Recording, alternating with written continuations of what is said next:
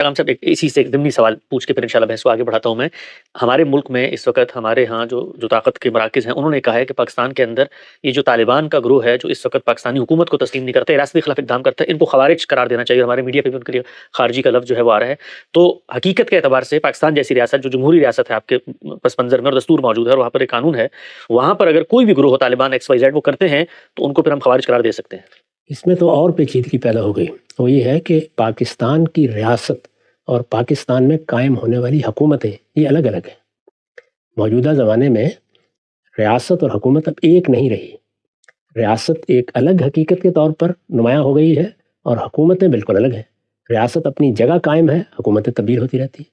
یہ Peoples party کی حکومت قائم ہو گئی، یہ مسلم لیگ کی ہو گئی، یہ تحریک انصاف کی ہو گئی. حکومتیں تبدیل ہوتی ہیں، ریاست پاکستان اپنی جگہ موجود ہے. تو اس میں جو سوال بنیادی طور پر ہے وہ یہ ہے کہ یہ بغاوت کیا ریاست کے خلاف ہے یا کسی خاص حکومت کے خلاف ہے؟ فرق ہے اس میں دونوں. بہت بڑا فرق ہے. اس زمانے میں بھی اگرچہ روایتوں سے یہ معلوم ہوتا ہے کہ رسول اللہ نے اس میں فرق کیا ہے. یعنی آپ نے مسلمانوں کا جو نظم اجتماعی ہے جس کو اب ہم ریاست سے تعبیر کرتے ہیں اس کو السلطان اور الجماع کہا ہے، اور اس میں قائم ہونے والی حکومت کے لیے امامت یا امارت کے الفاظ استعمال کیے ہیں.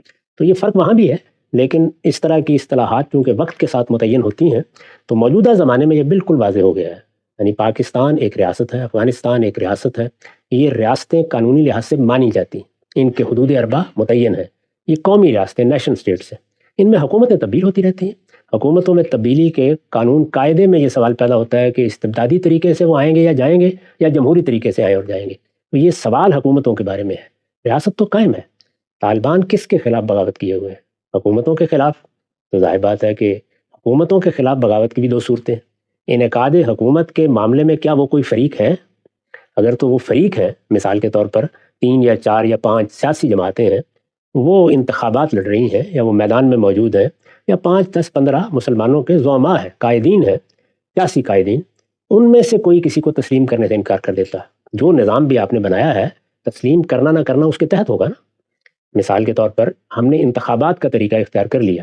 انتخابات کا طریقہ اختیار کر لینے کے بعد اب یہ ہو سکتا ہے کہ کسی وقت انتخابات ہوں اور کوئی ایک فریق اس کو ماننے سے انکار کر دے، تو یہ اس کی طرف سے وہی موقف ہوگا جو اس سے پہلے ہم نے بیان کیا. ٹھیک ہے، سمجھ میں آ گئی. لیکن اگر صورتحال یہ نہیں ہے کہ وہ ان میں سے کوئی ہے ہی نہیں، ایک الگ لشکر بنا لیا گیا ہے، نہیں جانتے ہم کہ اس کے قائدین کون ہیں، زعماء کون ہیں، کیا وہ فی الواقع حکومت یا نظم و نسق یا مسلمانوں کی قیادت میں کوئی حصہ رکھتے تھے، ان کو وہ نہیں ملا ہے، کیا صورتحال ہے، کیا انہوں نے ریاست کے دستور کو تسلیم کر کے کوئی جدوجہد کی تھی جس کے راستے میں رکاوٹ آ گئی ہے؟ تو ان میں سے کوئی چیز بھی نہیں ہے.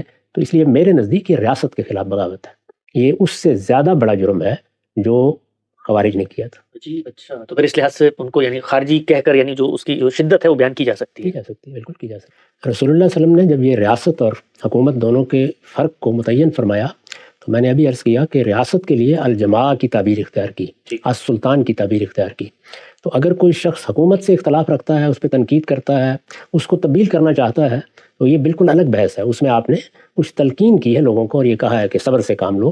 لیکن جو اجتماعی نظم ہے یا ریاست بن گئی ہے یا ایک مسلمانوں کا نظم اجتماعی قائم ہو گیا ہے، اس کے لیے عربی زبان میں الجماع اور السلطان یہ دو تعبیرات رسول اللہ نے اختیار کی ہیں.